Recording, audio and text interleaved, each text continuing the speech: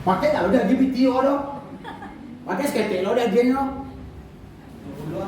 Kan Tuhan kan betul kan? Langsung kan tahu kan? Zoom ke zoom udah Pak. Pertanyaannya, tetap ibu lakukan kan? Tetap dijalankan kan? Tetap. Mau ngeluh, tak mau dikerjain, mau dikumpulkan juga pada ditangkap sama Satgas Covid.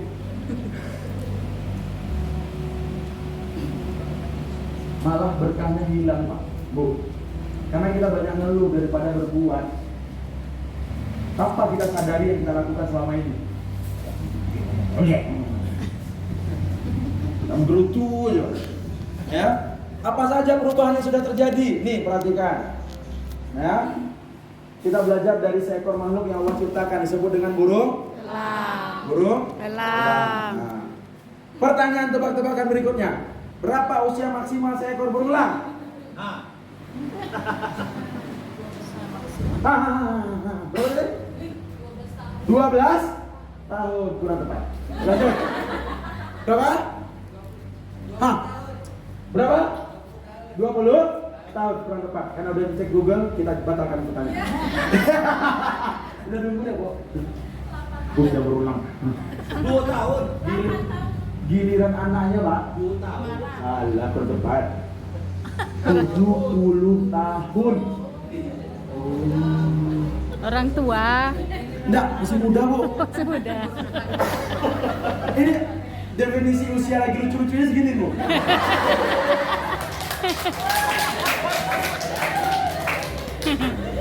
Oh ya Rob, dosa banyak yang ini. Allah. Dah. Pak Gesek, Pak Fokus. Oke, fokus. Bapak Ibu perhatikan. Karena udah cek Google, jadi saya jawab sendiri. 70 Tahu. Tapi ada satu syarat, Bu. Di usia burung elang ke 35 sampai 40 tahun, dia harus mengambil 2 keputusan yang berat. Apa keputusan yang berat itu, Bapak Ibu? Pertama, perhatikan dulu. Pertama, dia harus berpuasa selama 150 hari. Ya. Berpuasa selama 150 hari, terbang ke sarangnya, mematahkan kuku dan paruhnya, serta mencabut sayap-sayap tuanya. Selama 150 hari regenerasi, tumbuh kuku baru, paruh baru, dan bulu sayap baru. Maka dia terbang kembali, bisa hidup sampai 70 tahun. Atau yang kedua, mati di usia 35 sampai 40 tahun. Cuma 2 itu pilihan, Bu. Apa maknanya? Dia harus melalui proses transformasi, perubahan. Kalau tidak, ya nih perhatikan, sayapnya udah mulai sesak, maka dia harus cabut. Kalau tidak, dia nggak bisa terbang. Kukunya udah mulai panjang sehingga lentur, susah menangkap mangsa. Paruhnya yang dulunya tajam udah mulai bengkok, menutupi paruh bawahnya sehingga dia susah makan. Pilihannya cuma mati atau berubah. Saya nanya ke ibu dulu lah. Puasa dalam 30 hari yang dilakukan Muslim dulu lah. 30 hari puasa. Pagi sahur, sore buka. Berat atau berat banget? Ngajar pun sampai kayak gini. Assalamualaikum anak-anak. Ibu nggak bisa besar ya nak ya. Kering nih udah ibu nak. Apalagi kelas sore. Oke, tugas saja ya. Ada siang hari ini. Ya, kerjakan tugas halaman sekian. Dia duduk. Main HP. Nggak sekolah ini, itu di daerah Jawa sana. Sini nggak ada. Sini sekolah baik. Gurunya baik, Pak. Ya, nggak di sini, Bu. Duluan. Di sini nggak ada. Ya, oke? Bisa? Pilihannya cuma 2, Bu. Mati atau berubah. Di guru ada nggak, Pak? Proses ini? Tiba-tiba dari UTSP berubah kampus Merdeka belajar. 13 dulu, 13 baru Merdeka belajar. Tiba Merdeka belajar berubah lagi. Ada guru penggerak. Datang guru penggerak. Berubah lagi. Datang badai. Puting beliung. Apa? Awan bergerak. Awan? Oh, guru penggerak. Awan penggerak. Awan Kinton dong. Oke, awan penggerak. Oke, siap. Program Pak Nadim ya, sorry. Oke, banyak perubahan.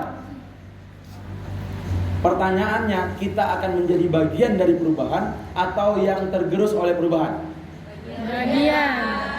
Bisa lihat guru penggerak berhasil dari awan penggerak, semuanya panik. Ish, kenapa dia gagal? Sikit-sikit ke Bandung, sikit-sikit ke Jogja, sikit-sikit ke Bali. Kita diajak dia. Padahal aku senior dia di sekolah ini.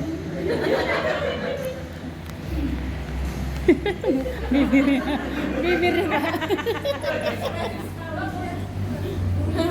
Kenapa? Oke? Dia lupa di saat yang lain pada bergerak untuk merubah dia menjadi lebih baik. Tanpa sadar orang tuh puasa 150 hari. Orang tuh harus berkorban mematahkan kukunya dengan rasa sakit, ditahannya 150 hari nggak makan. Mungkin nggak seperti itu versinya. Tapi setidaknya dia berjuang menyiapkan semuanya, membuat laporan. Selama ini semua yang dia lakukan tercatat dan dia rapikan administrasinya. Setiap ngajar dia punya dokumentasi yang lengkap. Setiap ada hal baru dia pelajari, dia catat, dia coba di sekolahnya. Giliran dia dapat sesuatu hal yang lebih dari kita, enggak dia. Asyik ke Jakarta aja terus. Ada waka. Ya, ke Bali dia. Kayak ada yang merasa nih. Ke Bali dia kan? Enggak. Tapi pada akhirnya itu jadi contoh.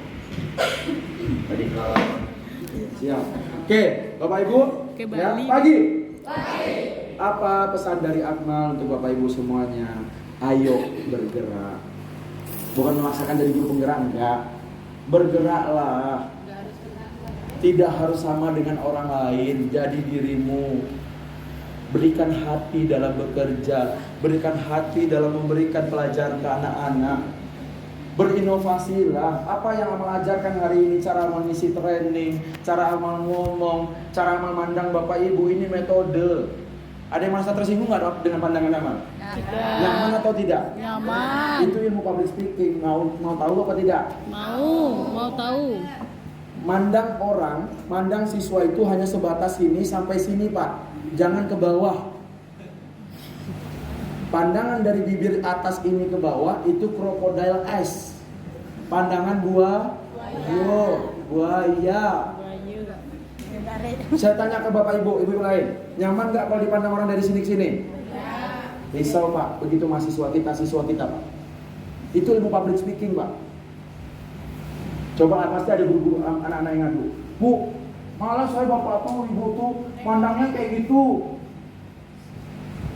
Gak nyaman tapi kalau berdekat sama dia tuh. Belajar lagi. Cari lagi ilmu public speakingnya. Belajar lagi ilmu-ilmu baru. Cari. Yang kedua, pandangan teduh. Pandangan teduh itu di mana? Nih, dari bibir atas sampai ke alis. Pandangan teduh. Yang ketiga, pandangan kepala sekolah atau pimpinan atau bos atau guru kepada anaknya saat merintah saja. Pandangan perintah, lebih memberikan tekanan, lebih memberikan instruksi. Gunakan pandangan itu dari sini ke atas. Ini saya perintah, Bu. Ibu merasa ini kan, intimidasi oleh saya kan?